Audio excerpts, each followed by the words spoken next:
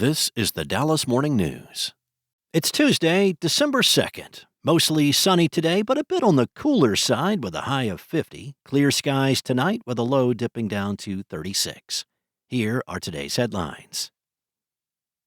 The Texas Tech University system restricted how professors can discuss race and gender in the classroom Monday, banning content that advocates for one race or sex as inherently superior to another, according to a memo sent by Chancellor Brandon Creighton to the system's presidents. The new policy prohibits professors from promoting race or sex-based prejudice. It defines advocacy or promotion as presenting these beliefs as correct or required and pressuring students to affirm them. Faculty also cannot teach that there are more than two sexes, male and female, citing state law and federal policy. Professors will also have to submit course content related to sexual orientation, gender identity, and race for review under the new policy. Department and university leadership, as well as a regents committee, must sign off on the content, or it will be removed from the class. Creighton said the new guidelines give faculty clarity, consistency, and guardrails that protect academic excellence. The purpose of this framework is to support both strong academic freedom and the accountability needed to maintain excellence, he said. His directive comes 2 weeks after Texas A&M system regents approved new rules that similarly limit instructors' teachings on race and gender ideology without prior approval. Creighton said the new policy is necessary to comply with state and federal law, Board of Regents policy, and chancellor directives. The change goes into effect immediately across the system's 5 campuses, which serve around 64,000 students.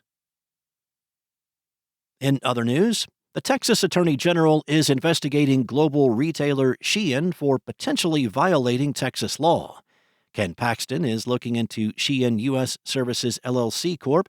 And its affiliates for possibly breaking statutes related to unethical labor practices and the sale of unsafe consumer products. The Singapore fast fashion company that was founded in China has been a growing player in the online market and in the past has featured temporary physical retail options in Texas.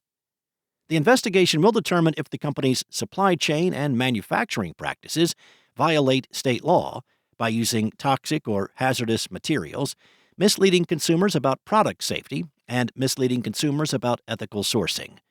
The probe will look into data collection and privacy practices as well. Shein did not immediately respond to a message seeking comment. Next up, 8 people were arrested Friday after the Collin County Sheriff's Office busted an alleged cockfighting operation in the Farmersville area, a sting that occurred during the opening week of the illicit cockfighting season. Deputies were dispatched to a rural property on County Road 697 in response to an animal cruelty complaint. After obtaining a search warrant, they seized 55 live fighting roosters, 2 dead birds, various cockfighting paraphernalia, and cash. The alleged cockfighting bust follows a Thanksgiving Day raid in Alvarado, where the Johnson County Sheriff's Office took 25 people into custody and seized more than 50 roosters. Cockfighting is illegal in all 50 states, but the illicit industry persists amid inconsistent enforcement, weak criminal penalties, and a robust breeding industry. Earlier this year, Animal Wellness Action labeled the corridor between Tulsa and Dallas as the primary hub of illegal cockfighting in the U.S. And if you are planning to travel through DFW International Airport or Dallas Love Field without a real ID, you could pay a $45 fee. That's according to a new rule being introduced by the Transportation Security Administration next year. Starting February 1st, travelers who do not present acceptable identification and still want to fly will be given an option to pay the fee to use TSA Confirm.ID, an alternative identification system. The service would cover a 10-day travel period. The addition of the service could make for chaotic security traffic at DFW and Love Field. About 100 million travelers pass through North Texas airports each year. Thanks for listening. For more on today's stories and the latest breaking news, visit dallasnews.com. Enjoy your day, and I'll be back tomorrow with more from the Dallas Morning News.